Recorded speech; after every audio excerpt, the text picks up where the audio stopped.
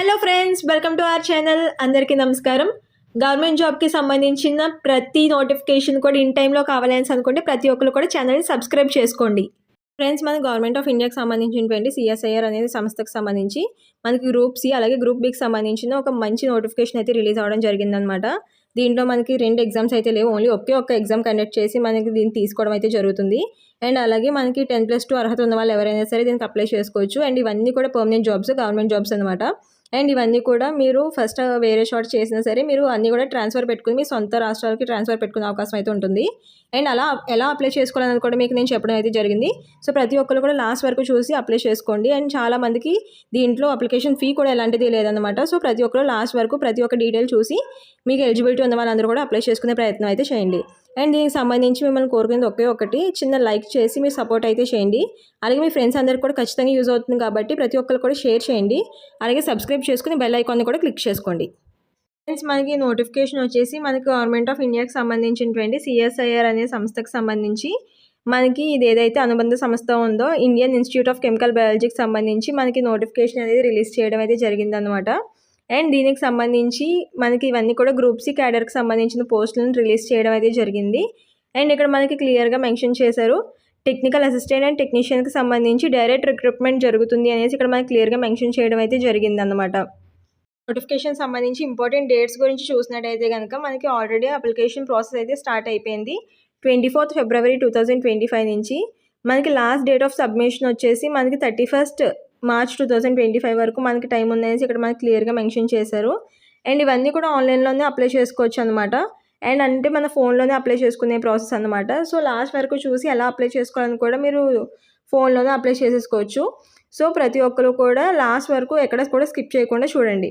And మనకి ఈ written examination dates అవన్నీ కూడా మనకి తొందరలోనే వెబ్సైట్లో ఇస్తారు, నోటిఫై చేస్తారు అనేసి ఇక్కడ మనకి క్లియర్గా మెన్షన్ చేశారనమాట.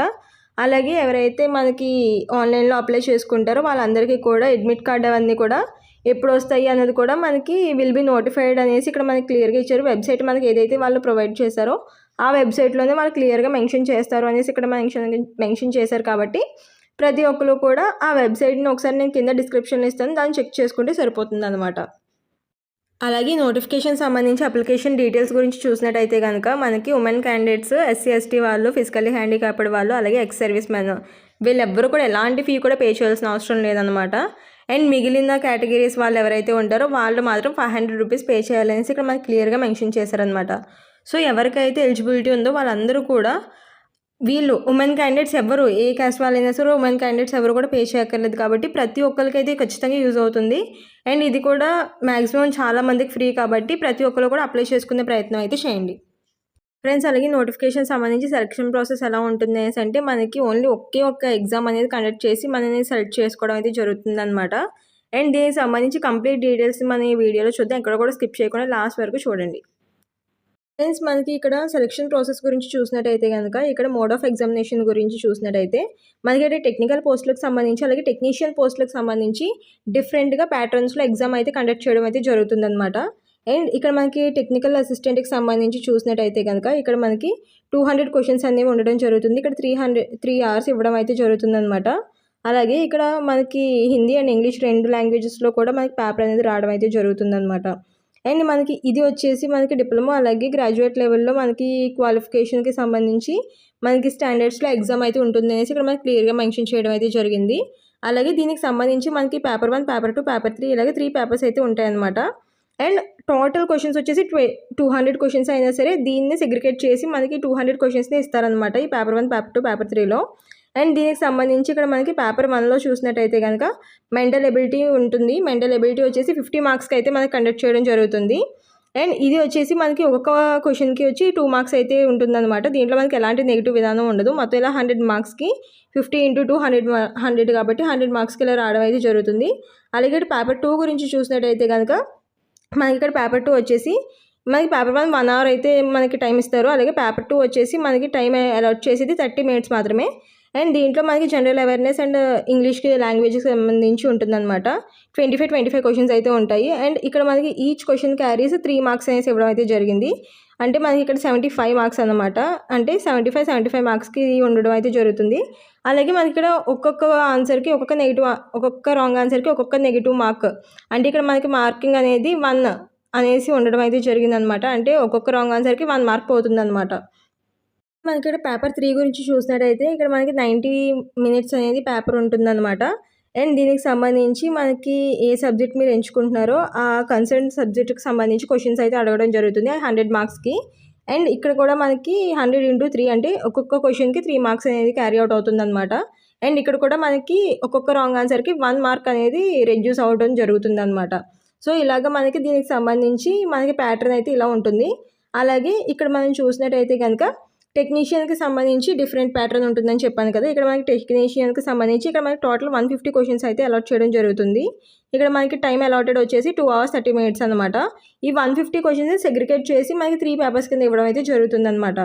అండ్ ఈ క్వశ్చన్స్ చూసినట్టయితే కనుక మనకి ఎస్ఎస్సి అంటే 10th క్లాస్కి అలాగే 12th క్లాస్కి సంబంధించి 10th క్లాస్ ప్లస్ ఐటీఐకి సంబంధించి మనకి స్టాండర్డ్లో క్వశ్చన్స్ అయితే అడగడం జరుగుతుందన్నమాట.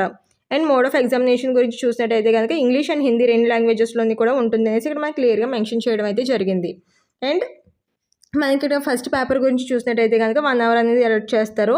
మెంటల్ ఎబిలిటీకి సంబంధించి 50 క్వశ్చన్స్ ఉండడం అయితే జరుగుతుంది. Each question carries 2 marks. ఎలాంటి నెగిటివ్ మార్కింగ్ కూడా లేదనమాట ఫస్ట్ పేపర్లో.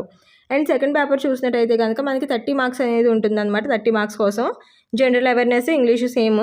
అలాగే 25 మార్క్స్కి ఇది కూడా 75 మార్క్స్కి అలాగే 1 మార్క్ అనేది నెగిటివ్ మార్కింగ్ ఉంటుందన్నమాట. అలాగే ఇక్కడ పేపర్ 3 గురించి చూసినట్టయితే కనుక పేపర్ 3కి మనకి 1 hour అయితే ఉంటుంది. అలాగే ఏ సబ్జెక్ట్ అయితే మీరు తీసుకుంటున్నారో ఆ సబ్జెక్ట్కి సంబంధించి 50 క్వశ్చన్స్ అడగడం అయితే జరుగుతుంది. అలాగే ఇక్కడ మనకి 150 మార్క్స్ కోసం అయితే ఎగ్జామ్ అయితే కండక్ట్ చేస్తారనమాట. అంటే ఇక్కడ మనకి ఒక్కొక్క రైట్ ఆన్సర్కి 3 మార్క్స్ వస్తుంది, ఒక్కొక్క రాంగ్ ఆన్సర్కి 1 మార్క్ పోతుందన్నమాట. సో ఇలాగ మనకి ప్యాటర్న్ అయితే ఉంటుంది. ఇలాగ దీనికి సంబంధించి మనకి ఇంకా కింద ఎలాగా ఏ టాపిక్స్కి సంబంధించి ఎలాంటి టాపిక్స్లో క్వశ్చన్స్ అడుగుతారని కూడా కింద మనకి మెన్షన్ చేశారు. సో అది కూడా కావాలనేసి అంటే ఒకసారి వెళ్ళి మీరు ఏ టాపిక్స్కి సంబంధించి క్వశ్చన్స్ అడుగుతారని కూడా మీరు దాంట్లో చూసి మీరు ప్రిపేర్ అవ్వచ్చు అనమాట. ఫ్రెండ్స్ అలాగే ఇక్కడ మనకి వేకెన్సీస్ గురించి చూసినట్టయితే కనుక ఇక్కడ మనకి క్లియర్గా ప్రతి ఒక్కటి కూడా మనకి మెన్షన్ చేయడం అయితే జరిగింది. ఇక్కడ మనకి టెక్నికల్ పోస్టులకి అలాగే టెక్నికల్ అసిస్టెంట్ పోస్టులకి సంబంధించి ఇక్కడ మనకి క్లియర్గా మెన్షన్ చేయడం అయితే జరిగిందనమాట.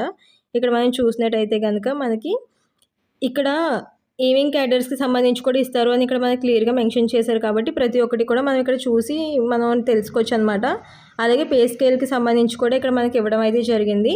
ఇక్కడ మనకి టెక్నీషియన్ గురించి చూసినట్టయితే కనుక ఇక్కడ మనకి ఇదైతే మనకి వచ్చేసి గ్రూప్ సికి సంబంధించి నాన్ గెస్టెడ్కి సంబంధించిన పోస్టులు అనమాట. అండ్ ఇది మనకి ఏజ్ లిమిట్ వచ్చేసి మనకి 28 years వరకు ఉంటుంది. అండ్ ప్రతి ఒక్కరు కూడా అప్లై చేసుకునే విధంగానే ఉంటుంది. అండ్ పే స్కేల్ లెవెల్ 2 ప్రకారం చూసినట్టయితే కనుక మనకి దగ్గర 63,000 వరకు శాలరీ వచ్చే అవకాశం అయితే ఉంటుందన్నమాట. అండ్ అన్ని రకాల ఎలివెన్సెస్ కూడా దీంట్లో వస్తాయి అని కూడా మనకి ఇక్కడ క్లియర్గా మెన్షన్ చేశారు. అలాగే ఇక్కడ మనకి గ్రూప్ సితో పాటు ఇక్కడ గ్రూప్ బికి సంబంధించిన క్యాడర్కి సంబంధించి కూడా మనకి ఇక్కడ పోస్టులని తీయడం అయితే జరిగింది. అండ్ వీటి గురించి కూడా చూసినట్టయితే ఇక్కడ మనకి గ్రూప్ బి నాన్ గెస్టెడ్కి సంబంధించి అలాగే పే స్కేల్ లెవెల్ 6 ప్రకారం చూసినట్టయితే కనుక ఇవి మనకి అన్ని రకాల ఎలివెన్సెస్ కలుపుకొని దగ్గర 90,000 అలాగే శాలరీ అయితే రావడం జరుగుతుంది అనమాట. అంటే హౌస్ రెంట్ ఎలివెన్స్ ఇలాంటివన్నీ కూడా కలుపుకుని మనకి రావడం అయితే జరుగుతుందన్నమాట. అండ్ ఇక్కడ మనకి చూసినట్టయితే కనుక వివిధ రకాలైన పోస్టులకు సంబంధించి మనకి ఇక్కడ ఇవ్వడం అయితే జరిగింది. టెక్నికల్ అసిస్టెంట్కి మాత్రం మనకి శాలరీ అనేది 50,000 వరకు అలాగే మనకి ఎక్కువ రావడం అయితే జరుగుతుంది. మిగిలిన వాటికి పోస్టుల గురించి చూసినట్టయితే అది కొంచెం తక్కువే ఉండడం అయితే జరుగుతుందన్నమాట. వీటికి ఇక్కడ మనకి ఏదైతే క్యాడర్ ఇచ్చారో ఆ క్యాడర్లో సర్టిఫికేట్తో పాటు మనకి 10th ఐటీఐ కానీ సర్టిఫికేట్ ఉన్న వాళ్ళు ఎవరైనా సరే దీనికి అప్లై చేసుకోవచ్చు. ఇక్కడ మనం చూసినట్టయితే కనుక ఇక్కడ టెక్నీషియన్ పోస్టుల కోసం ఎస్ఎస్సి అంటే 10th స్టాండర్డ్ ఉన్న వాళ్ళు ఎవరైనా సరే అప్లై చేసుకోవచ్చు అనేసి ఇవ్వడం అయితే జరిగిందనమాట.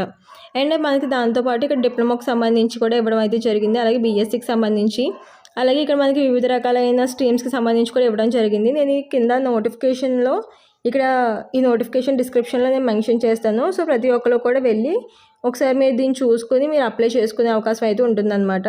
సో ప్రతి ఒక్కరు కూడా చూసి అప్లై చేసుకుంటే మీకు ఏది కరెక్ట్గా ఉంటుంది అంటే మీ స్ట్రీమ్కి మీరు చదివిన క్వాలిఫికేషన్కి ఏదైతే కరెక్ట్గా ఉంటుంది అనుకుంటున్నారో దాన్ని ఒకసారి మీరు వెళ్ళి చూసి అప్లై చేసుకోవచ్చు అనమాట. ఫ్రెండ్స్ అలాగే మనం అప్లై చేసుకోవాలనేసి అంటే ఇలాగ మనకు అఫీషియల్ వెబ్సైట్ అనేది ఓపెన్ అవుతుంది అనమాట. దాంట్లోకి మనం వెళ్ళి రిజిస్టర్ చేసుకుని అప్లై చేసుకోవాల్సి ఉంటుంది. సో ఇక్కడ మనకి కనిపిస్తున్నాయి చూడండి, వీటిలోకి వెళ్ళి మీరు అప్లై చేసుకోవాల్సి ఉంటుంది అనమాట. సో ప్రతి ఒక్కరు కూడా అప్లై చేసుకోండి. ఇంకా ఎవరికైతే ఫీజు అది లేదో వాళ్ళందరూ కూడా ఖచ్చితంగా అప్లై చేసుకునే ప్రయత్నం అయితే చేయండి. అండ్ అప్లై చేసుకుని మీరు ఫోన్లోనే అప్లై చేసుకోవచ్చు కాబట్టి ఎలాంటి ఇబ్బంది లేకుండా మీరు డైరెక్ట్గా మీ ఏవైతే డీటెయిల్స్ అప్లై ఇవ్వాలో అవన్నీ కూడా ఇచ్చేసి మీరు ఆన్లైన్లో అప్లై చేసుకుంటే సరిపోతుంది.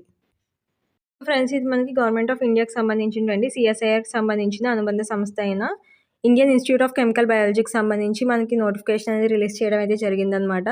మనకి డైరెక్ట్ రిక్రూట్మెంట్ పద్ధతిలో తీసుకోవడం అయితే జరుగుతుంది.